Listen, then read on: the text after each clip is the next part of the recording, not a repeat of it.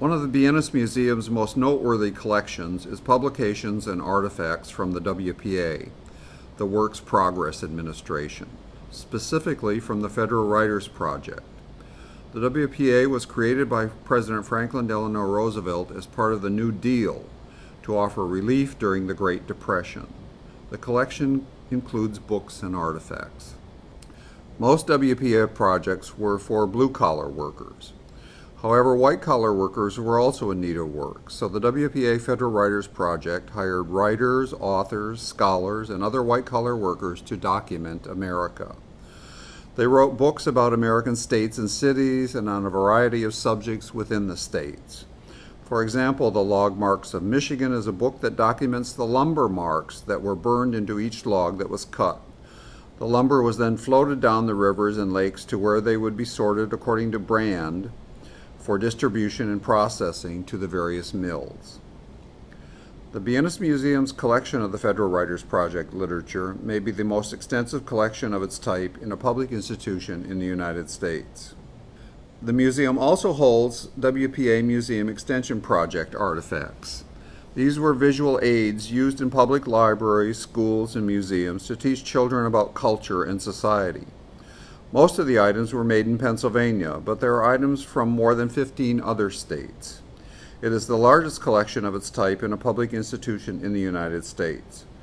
The collection features mannequins, puppets, architectural models, transportation models, industrial models, puzzles, fish plaques, lantern slides, and costume plates. This is a diorama that shows an Indian tribe of Pennsylvania constructing a building. Here is a spinning wheel made by the Pennsylvania Museum Extension Project. And this is a puppet set for the Three Little Pigs made by the Pennsylvania Museum Extension Project. Here is a puppet from the Willow Plate, which is a puppet play about Chinese culture and society. And here is a model of a passenger ship made by the Wisconsin Visual Aids Project. This is a WPA War Services model. It's a model of an actual bomb that was used in warfare. It was created by the WPA to be used by the military to teach soldiers how a bomb is constructed and how it functions. Here is the WPA work program sign that was given to the Dianne Museum by one of the docents of the library. It belonged to one of her relatives who lived in Maine. The Dianne Museum of the Modern Book has one of the largest collections of pop-up and flat books designed by Wojciech Kubaszta, a Czech graphic designer and paper engineer who lived from 1914 to 1992 and who spent most of his life in Prague. Kubaszta created an enormous output of graphic designs. His pop-up books were designed in Czechoslovakia, mostly in Prague, and then licensed by the state to publishers in England and printed in other languages throughout the world. These are posters and prints also designed by Kubaszta. One of the other major collections in the Dianne Museum of the Modern Book features books about Florida and works written by Florida authors. This is an archive of Charles Willeford, a pulp fiction writer who lived in Miami and wrote in the 1940s, 50s, and 60s. His widow donated the collection to the museum. Finding aids of his original manuscripts, publications, and other personal papers have been organized and posted on the web.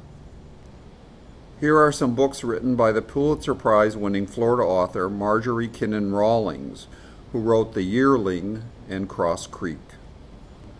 Florida crime and mystery novels are well represented by a collection donated by Jack and Kay Latona, local Fort Lauderdale residents. It consists of about 200 Florida crime and mystery novels, all first editions, all with dust jackets, and all signed by the authors. Here is a related collection of John D. MacDonald publications. An empty liquor bottle found its way into the collection as part of that Florida crime and mystery mystique.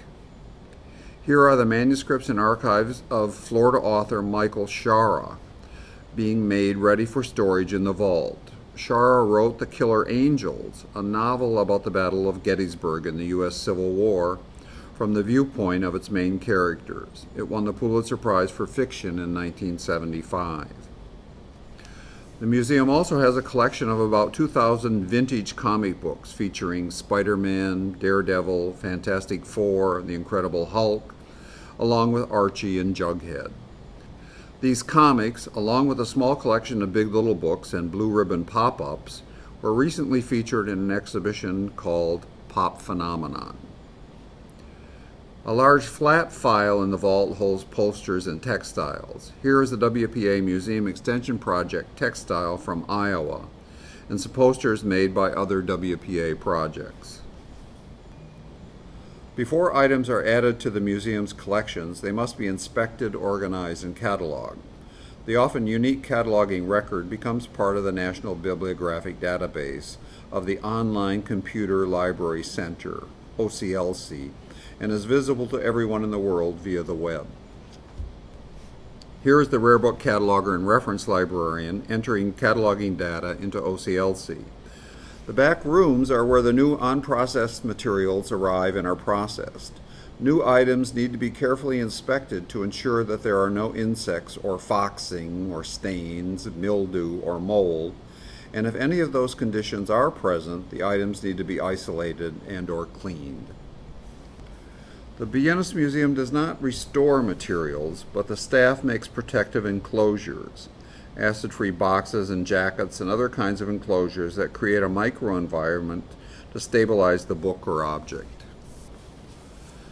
Not only is the museum an archive of physical objects, books and artifacts, but it has an internet presence that is freely available to people around the world. The staff scan many of the printed collections, sometimes in their entirety, and digital photographs are made of the three-dimensional objects and artifacts. The digital surrogates enable those who are curious about the collection to first view the web versions rather than come to the museum in person. To help market the collections and to raise awareness, the Biennis Museum regularly produces printed exhibition catalogs. The first catalogs were small brochures, but over the years they have become more elaborate and scholarly and have grown in size, up to 190 pages for the recently published book on the WPA Museum Extension Project collection. Partial funding for publishing the printed catalogs comes from the Dianne and Michael Biennis Endowment and from other gifts and donations. Each year since 1997, the Biennis Museum and the Florida Center for the Book have co-sponsored the Florida Artist Book Prize. It is a $2,000 prize that is awarded to a Florida artist who makes a book as a work of art. The prize-winning book becomes a property of the Biennis Museum. This is the prize-winning book for the year 2001 by Marianne Haycock called The Peacock's Tail. And here is a book by Carol Prusa that is actually made with human hair. For background information about the museum, visit the online websites of the Biennis Museum of the Modern Book.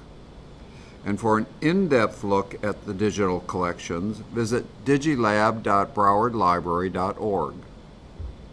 For more information, contact Jim Finley, Biennis Museum Librarian at 954-357-8692 or email him at jfinley@browardlibrary.org. And this concludes the tour of the Biennis Museum of the Modern Book.